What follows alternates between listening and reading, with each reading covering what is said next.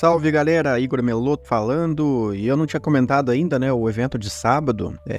Bom, vamos falar, né, um evento muito importante, muita coisa aconteceu, né, os rumos do UFC mudaram, acredito que não aconteceu o que o UFC queria que o Adesanya ganhasse, esse evento foi montado pra ele vencer, pra ele reconquistar o cinturão, é o cara mais popular, é um super astro dentro do MMA, se a gente acha que o Poatan, por exemplo, é um astro mundial, né, que ele é mesmo, o Adesanya tem quase o dobro, se eu não me engano, o dobro, até vou conferir lá, de seguidores no Instagram. Aí, ó, 8,7 milhões, enquanto o Poatan, 4,7. Então não é segredo pra ninguém, né?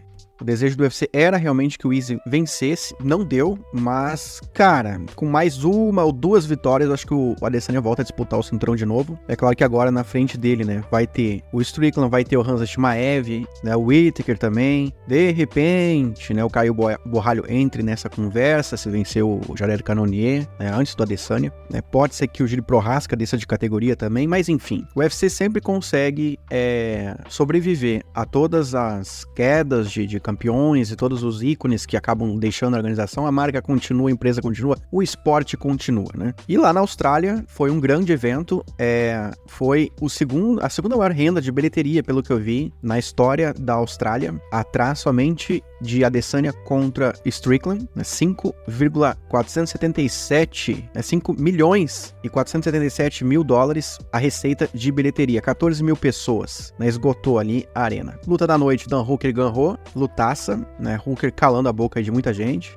E Kai Kara-France nocauteando o Steve Erceg, também um nocaute que calou a minha boca, principalmente. Achei que o Erceg ia ganhar, ia nocautear ele, mas não deu. E o Carlos Prates, né? Que performance sensacional. Mostrou que é um lutador de nível de elite, galera. Carlos Prates é material de top 15, no mínimo, ali nos meio médios. O céu é o limite pra ele agora, hein? O céu é o limite. Que controle de distância, que direto, que técnica que esse cara tem. Tirou um cara duro pra nada, né? Que é o Jin Liang Li. Então, assim, expectativas agora altíssimas com relação a ele. Mas, vamos falar aqui do que mais importa nesse momento, que é a questão do Dricus du Plessis, né? Ele é o campeão dos médios, continua como líder lá da categoria, é o rei do peso.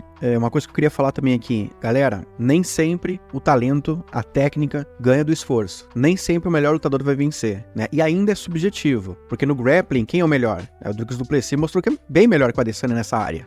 Por mais que em pé os níveis sejam diferentes, né? Ficou claro ali a questão da trocação, quem é o melhor lutador tecnicamente falando, né? Embora o Dricus também tenha conseguido ali bons momentos nessa área, né? O MMA torna isso possível, o melhor striker tem que cuidar outras coisas, tem que ficar prestando atenção nas tentativas de quedas do cara, né? Enfim, se fosse uma luta puramente de kickboxing, provavelmente o Adesanya ia ganhar. Mas MMA, a coisa mais ampla, permite coisas assim, né? Eu acho que o Dricus é como se fosse o Forrest Griffin, é aquele cara esforçado que dá vida ali e consegue ganhar por conta dessa vontade, desse senso de urgência, dessa coisa de, cara, eu posso não ser melhor que você, mas eu vou dar o meu máximo aqui, eu vou fazer você perder essa luta, entendeu? Eu vou dar um jeito de ganhar, e o Dricus tem feito isso. E aí, cara, o resultado é o que mais importa, né? A gente pode contestar várias coisas aqui, mas lá no cartel vai estar sempre o verdinho, vai estar sempre o win. E a África venceu, né? Mais uma coisa aí que a gente tem que ressaltar, 2 africanos pela primeira vez fazendo a luta principal de um evento, pelo cinturão ainda, isso é algo muito simbólico, então eu tenho certeza que aliás não são palavras ditas só por mim, né? Francis Ngannou também comentou a mesma coisa, o Adesanya depois da luta, que a África venceu. E tirando agora os meus comentários, vamos falar um pouco sobre as notícias depois do evento. Dricus du Plessis revela plano de jogo que derrotou o Adesanya, né? O Dricus dizendo aqui, galera, que embora ele reconheça que a estratégia não deu 100% certo, não foi tudo exatamente como ele planejou, mas ele sabia que o Adesanya ia ter uma certa vantagem em pé, antes ali controlando a distância bem, e ele, conforme o round fosse avançando, ele ia diminuir esse controle do Adesanya através da sua própria imposição, que foi o que o Strickland fez, né, de se impor, né, de, você vai tentar dominar aqui, não, eu vou te dominar, eu vou fazer você perder esse seu controle, e o du Plessis disse que a cada round que a luta foi se estendendo, ele foi percebendo que esse controle do Adesanya foi sendo perdido mais cedo, no início do round, né? Ao invés de o Adesanya controlar 3 minutos de um round com a distância e lutar confortavelmente, né? Por 3 minutos, conforme os rounds fossem passando, esse controle, por exemplo, ia para 2 minutos, 1 minuto, 30 segundos, né? Que foi o que ele quis dizer ali, né? Com base na sua imposição, ele ia diminuindo esse controle do Adesanya, que foi o que aconteceu. Depois da luta, né? Aquele clima de rivalidade deu uma diminuída, né? O Dricus falou lá que ele não quis ofender a família dele, não quis desrespeitar ele. O Adesanya depois reconheceu que ali se tratava de um cara, que merecia crédito também. Foi lá, reconheceu, levantou as mãos dele no vestiário e o Dricus até deu um presente pro Adesanya ali, uma jaqueta, né? E é isso, o clima agora tá mais amigável entre os dois, embora eles ainda estão dizendo assim, ó, ali na frente a gente pode se encontrar de novo e aí vamos tentar arrancar a cabeça um do outro, né? Sobre a próxima luta do Dricus, né, vai ser contra o Sean Strickland, até que se prove o contrário, né, pelo menos foi o que o Dana White anunciou antes desse evento, né, convenhamos, é o que faz mais sentido. A primeira luta foi muito equilibrada, poderia ter sido ali uma vitória do Strickland, há quem diga que foi um resultado claríssimo pro Strickland, mas lembrando, rolou no Canadá, nas regras de Ontário, regras de 2003, julgamento também diferente, né, tinha ali a questão de jabs que valiam menos, os jabs do Strickland valiam menos, os golpes mais pesados tinham mais valor, então o que a gente viu lá como números, né, olha aqui o Strickland teve números de golpes significativos maiores em cada round, mas na época não existia isso, em 2013 golpe significativo esse termo nem existia, então cabe às comissões atléticas se atualizarem, né, como eu acredito que esse ano vai acontecer, né, já tá havendo um movimento para isso rolar lá, então a tendência é que esses resultados baseados em julgamentos arcaicos tende a diminuir. E bom, sobre a próxima luta, né, o Du Plessis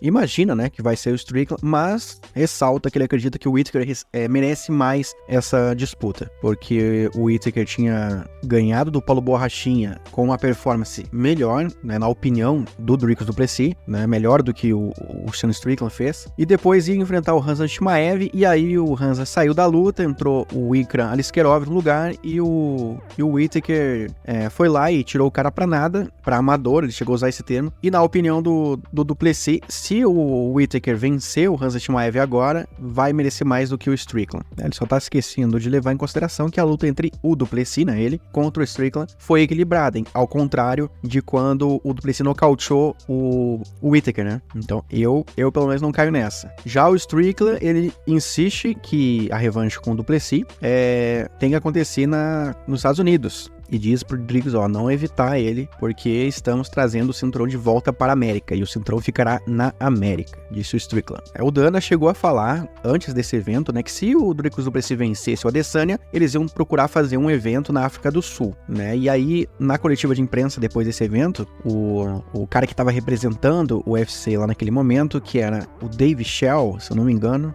David Schell, disse que se o Dana White quiser fazer isso, no ano que vem, vai acontecer. Cabe ao Dana White fazer isso aí acontecer. E aí o sentimento dele, o que ele acredita é que realmente vai rolar em 2025, o evento do UFC na África do Sul. O treinador do Dricus disse que se for pra ter uma luta lá, que seja Adesanya e Du Plessis, que é a luta que mais representaria esse momento, que é a luta que mais faz sentido, que essa é a única luta que deveria ocorrer na África do Sul como luta principal, né? Mas o Adesanya, galera, colocando aqui em português pra vocês verem melhor, não tá tão desesperado assim pra fazer essa luta, tipo, ele não tá com tanta pressa, né, pra uma revanche, dizendo que inclusive assim, se a gente se encontrar lá na África do Sul e tal, a gente pode sair, pode, né, sei lá, beber, mas a gente sabe que quando a gente se enfrentar de novo, a gente vai tentar matar um ou outro. Mas, obviamente, eu não poderia deixar de falar, o Poatan entrou nessa equação, né? Depois da luta, ele foi lá no Instagram e postou o seguinte: vou descer para os 84 quilos mais uma vez, né? E depois ele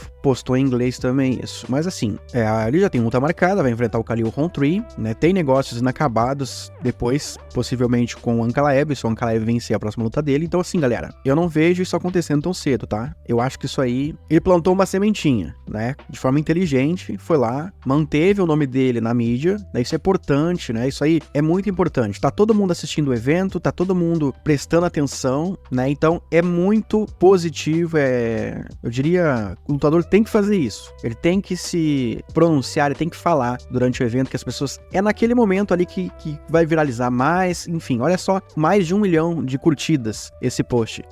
Só que a realidade é outra coisa, né? Poatan, a conversa dele, na verdade, é pra subir pros pesados, né? Que é o que as pessoas mais querem, e não que ele volte pros médios. Só pra mostrar que é melhor que o Duplessis, não acho necessário, né? Pra ser duplo campeão, simultâneo, né? Duplo campeão ele já é, mas simultâneo ele não foi. Não sei se isso acrescentaria tanto ao legado dele, né? Como tentar o título dos pesados. Então, aproveita que ainda tem 37 anos, de repente tu consegue ainda isso, né? O cinturão dos pesados, mas pra isso tu precisa resolver os teus problemas nos meio pesados. E o Dricus agora tem muitos problemas nos médios, né? Tem o Strickland, depois tem o Khamzat Chimaev, provavelmente também uma revanche com a Adesanya, com o Whittaker, por que não? Então esse negócio aí de um desafiar o outro, um campeão desafiar o outro, eu até sinto também que o UFC não tem vontade nenhuma de fazer isso nesse momento, né? Muito menos o Duplessis subir pros meio pesados, que ele foi o que ele falou depois disso, né? Dizendo aqui, ó, você não quer estar aí comigo, né? Tipo, eu não acho que o Pereira deva descer pros pesos médios, né? Até porque depois a gente vai ouvir desculpas de que ele não tava tão bem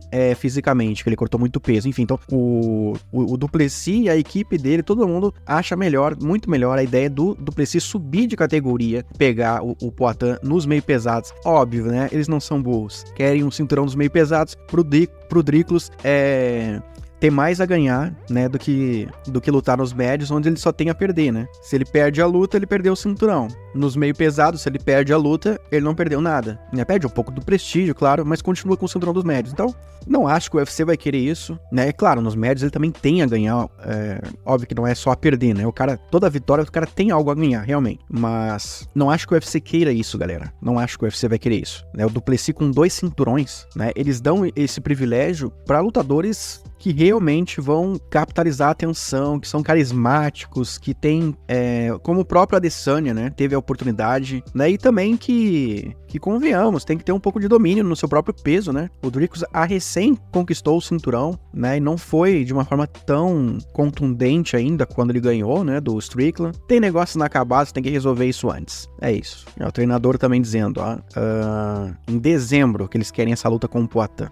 Cara, esquece, né? E aí, olha só o que acontece, né? Olha a consequência do que Poatan trouxe, né? Até o Ankalaev se manifestou, né? Chamando ele de frango, ó. Poatan, o maior frango do UFC. Ele chama caras do peso médio e ele pesa 40 libras, né? Cerca de 20 quilos a mais que eles. Eu sou o único cara que ele nem menciona meu nome. Eu prometo que vou cuidar dos meus negócios em outubro e vou te nocautear em menos de 2 rounds. Diz aí o Ankalaev, que é bem verdade, tá sendo injustiçado nessa situação toda, mas, né, se ele vai nocautear o Poatan, aí outra conversa, outro papo, né, aí vai que mostrar isso, né, e ele vai criando uma pressão em cima dele nessa luta contra o Rakic, que talvez é desnecessária, ele poderia ser um pouquinho mais humilde, hein, que a luta dele com o Rakic não vai ser fácil não, o Rakic não é mosca morta, o Rakic, cara, tem minhas dúvidas se o Ankalaev vai ganhar do Rakic, né, até acho que ganha, mas virou aquele confronto onde ele tem muito a perder, né, tá lutando pela manutenção do seu status atual, enfim, boa sorte aí ao russo. E tem um cara, né, galera, que a gente tem que acrescentar nessa equação toda aí, que é o Jiri Prochazka, que disse, antes do evento até,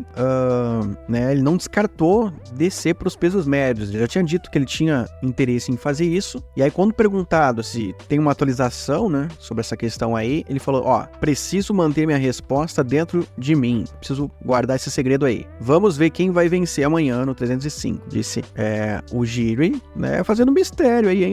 Acho que pode ter coisa aí, viu? E aí, depois do evento, né, ele falou o seguinte, sobre a minha próxima luta, eu vou deixar vocês saberem sobre isso em breve. Eu vou avisar vocês em breve. Fiquem aqui e agora vamos nessa. Não entendi muito bem, mas enfim, é isso. Logo teremos uma luta anunciada, provavelmente do Prochazka, e pode ser no peso médio, né, embora não sei se ele tá fisicamente já com corpo de peso médio, olhando assim, o que vocês acham? Tá mais magro? Confesso que eu não sei, galera, mas enfim. Se ele se mantiver nos meio pesados, eu acho que ele pode pegar o Jamal Hill ou o Jan Blachowicz como próximo oponente. Um dos dois, nos meio pesados. Nos médios, eu acho que pode acabar sobrando pro Paulo Borrachinha, viu? E olha, é um cara que vai forçar o Borrachinha a lutar de forma franca. Vai ser um adversário bem difícil pro Borrachinha. Ele que tava planejando aí, na próxima luta dele, voltar a ser aquele Paulo Borrachinha que a gente conhecia nos primeiros confrontos dele no UFC. É isso, acho que fica entre esses três aí. E o Jamal Hill, né, falou sobre a possibilidade de lutar contra o Ankalaev no 308, porque o Ankalaev, eu até comentei aqui no vídeo anterior, né, tinha dito pro Jamal Hill ficar quietinho na dele, né, que não tinha que reclamar que o Khalil Rountree ganhou o title shot, porque, cara, tu acabou de perder do Poatan, então segue tua vida aí e vai cuidar do teu cartel, das tuas lutas e não enche o saco da gente aqui. E aí o Jamal Hill se manifestou dizendo assim, olha, se o Rakic sofreu algum tipo de lesão, algum problema, eu vou estar pronto, vou estar à disposição ali pra fazer essa luta com o Ankalaev no 308. Tá circulando boato, assim, mas eu não vi nada concreto de algum possível problema físico do Rakic. Pra mim, isso aí partiu do Ankalaev ali, mas foi uma coisa assim, pra provocar mesmo, pra cutucar o Rakic.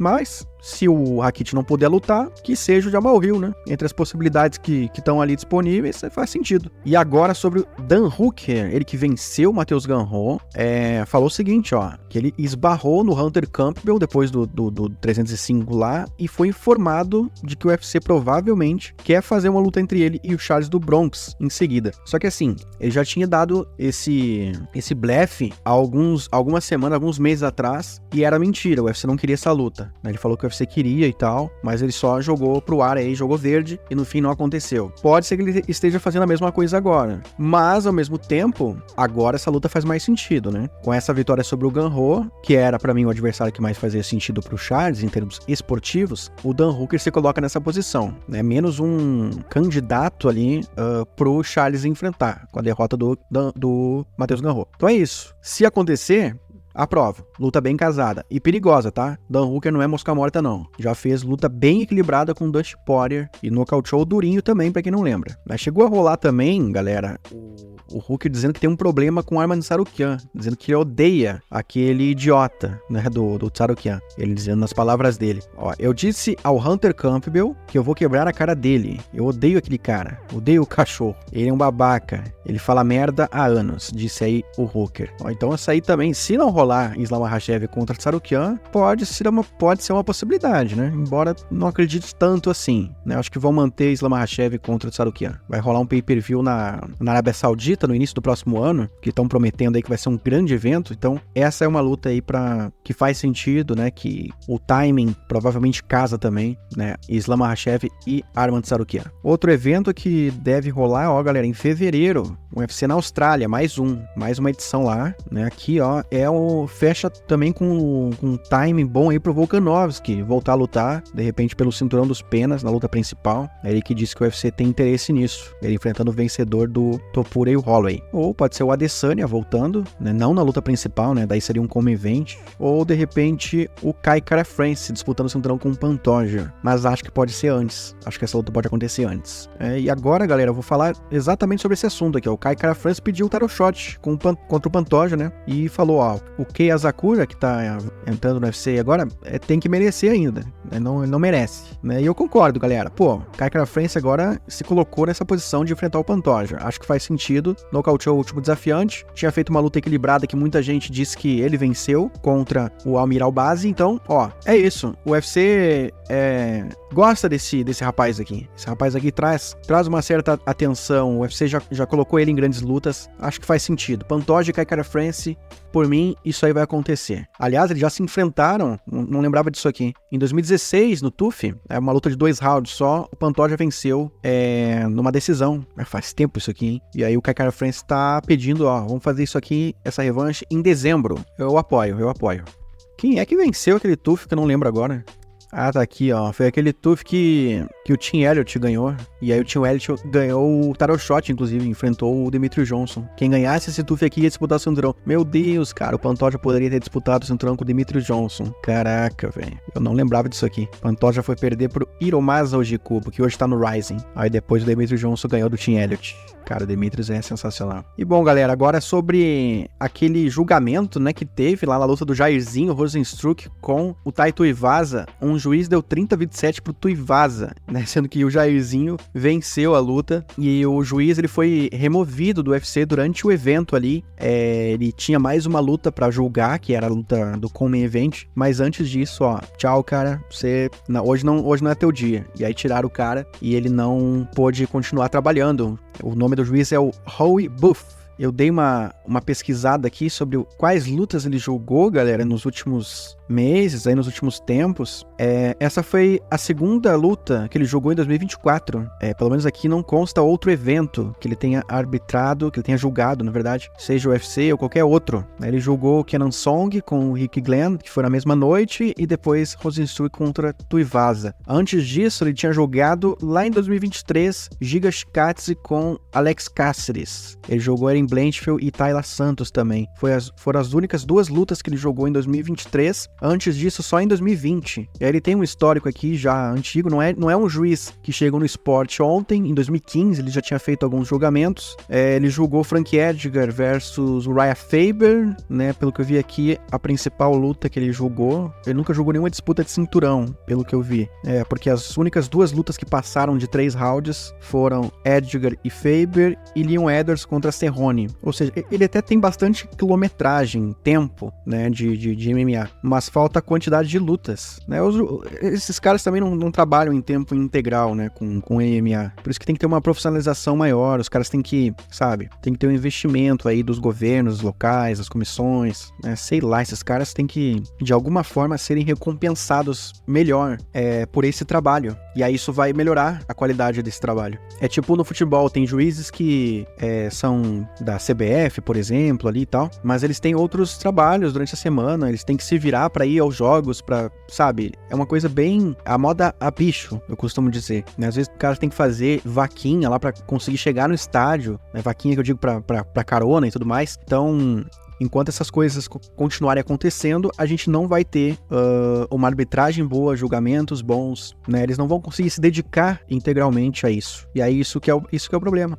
Devem ter outras soluções. Esses problemas que eu citei talvez não sejam tão fáceis de resolver, né? Mas a gente tem que pensar e falar sobre isso, né? Porque, de certa forma, isso mancha muito o esporte. Já pensou se esse juiz tivesse na luta principal, né, julgando a luta principal, né, e fosse pra decisão dos juízes, Adesanya e Duplessis, até iniciar o quarto round, o Duplessis estava vencendo na pontuação. 2 juízes estavam apontando a vitória dele e um juiz estava apontando a vitória da Adesanya. Aí tu bota um juiz desse, sem preparo, sem, sabe, um entendimento de regras. Eu não tô dizendo que é o caso do rapaz ali, sei lá, alguma coisa ele tinha de problema, né? E aí tu coloca um cara desse pra julgar uma luta dessa, né? Às vezes tem um certo equilíbrio ali, você pode enxergar a vitória de um, a vitória do outro, mas um juiz desse, pô, a gente tá fadado a ter um 50-45 numa luta dessa. Então, é aí que eu quero chegar. E aí o David Schell, depois da luta, falou o seguinte, ó, a comissão atlética local lá que é responsável por essas decisões, né, de colocar o árbitro, tirar o árbitro, né,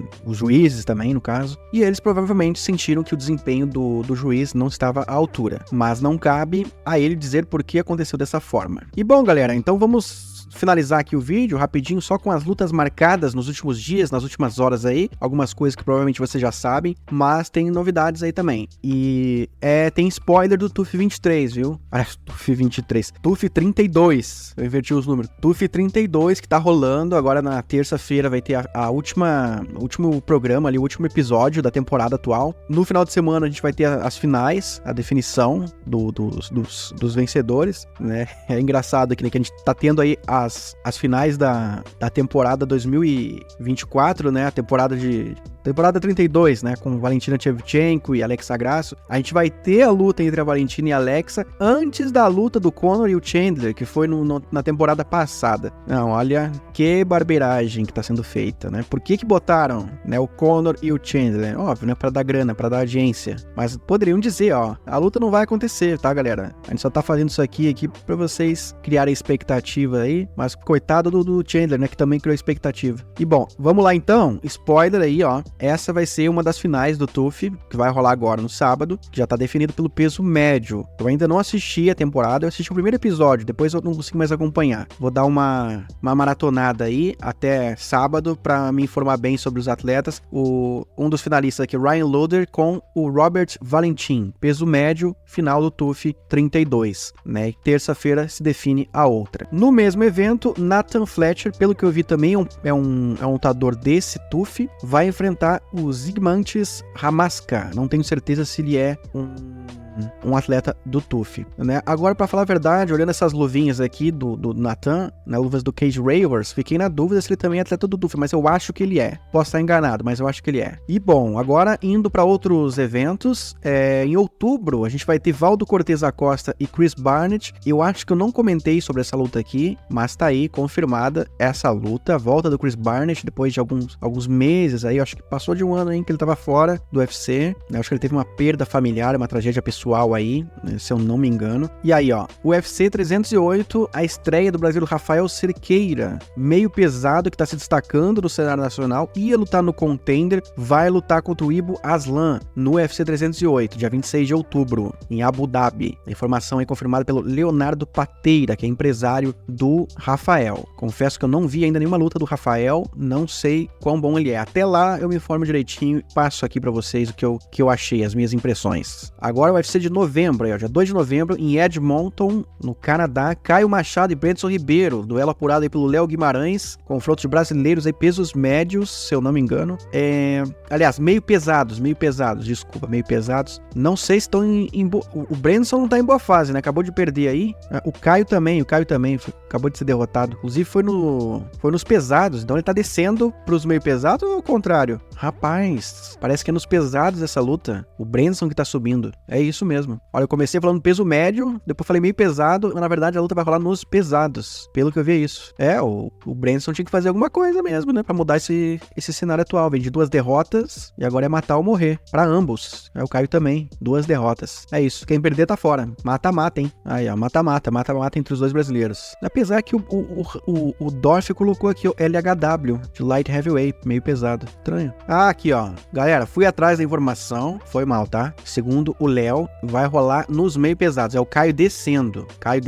Olha a confusão aí, ó. Não dá pra se basear no MMA Tapology. Tem que ter cuidado às vezes. É melhor ir diretamente na fonte. É isso, o Caio descendo. Mas o cenário é igual, né? Quem perder tá fora. No mesmo evento aí, ó. Ariane da Silva, Ariane Lipski, enfrentando a Jasmine Jasudavicius. Ariane que tá em boa fase no UFC aí, hein? Ganhou da Casey O'Neill, que agora também aumentou um pouquinho a moral dela, né? E é isso. Vai acontecer dia 2 de novembro essa luta. Bacana essa luta aí, lutão. E a luta principal, pra quem não sabe, Erin Blanchfield contra Rose Namajunas, né, anunciado pelo Dana White. Lutaça essa aqui, olha, lutão. E o co-main event, Derrick Lewis contra Alexander Romanov, né, aqui também é tiroteio, hein. Isso aqui, olha, pra ir até os 3 rounds, deve pagando 20. Muito difícil que vai até a decisão dos juízes essa luta aí. E aí, ó, hoje a AG Fight apurou que o Antônio Trócoli, o Antônio Malvado, vai enfrentar o Trezean Gory no UFC do dia 9 de novembro.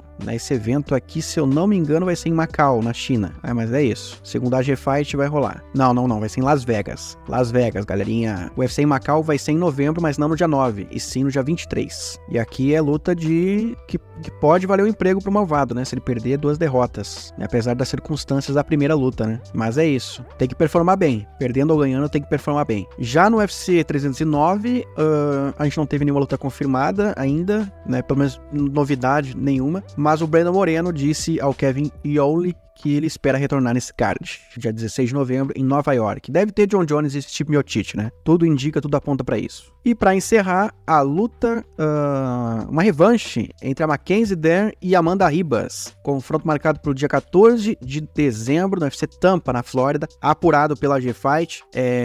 Lembrando, a Amanda venceu a Mackenzie em 2019, decisão unânime dos juízes, triplo 30-27, anulou completamente o jogo de grappling da brasileira, né, da Mackenzie, as duas são, e ali foi a mostra que a Mackenzie ainda estava crua, que precisava evoluir muito nas tentativas de quedas, inclusive a porcentagem péssima, infelizmente, que a Mackenzie tem de conversão de quedas, veio muito dessa luta aí, porque ela tentou muita queda e não conseguiu. Aí, ó, tava vendo aqui, tentou 6 quedas e não conseguiu nenhuma, enquanto a Ribas quedou ela 2 vezes das 2 vezes que tentou, né? Se a gente for ver a conversão de quedas da Mackenzie, na carreira dela no UFC, 16%, é muito baixo. Meu Deus, o Poatan deve ter uma porcentagem melhor.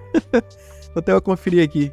Aí, ó, Poatan, ó, 100%, rapaz. Fala do wrestling dele aí, rapaz. Fala, chama. Olha aqui, ó, galera. Ó a camisa aqui, ó. Pra quem diz que eu sou hater, Poatan, é isso aí. Tamo no chama, espírito chama hoje. É isso então, galera. Finalizando aí. O vídeo eu sei que ficou longo, mas é isso. É muita coisa pra falar, é muita notícia. Eu não consigo fazer o vídeo no domingo. É o único dia que eu posso... E olha que eu não descansei, hein? Mas é o único dia que eu posso tirar livre, assim, pra aproveitar com a minha família. Nos outros dias eu tô sempre trabalhando bastante.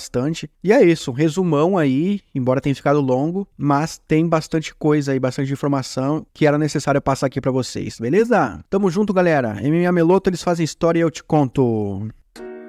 Obrigado por assistir ao vídeo. O MMA Meloto voltará em breve. Até a próxima.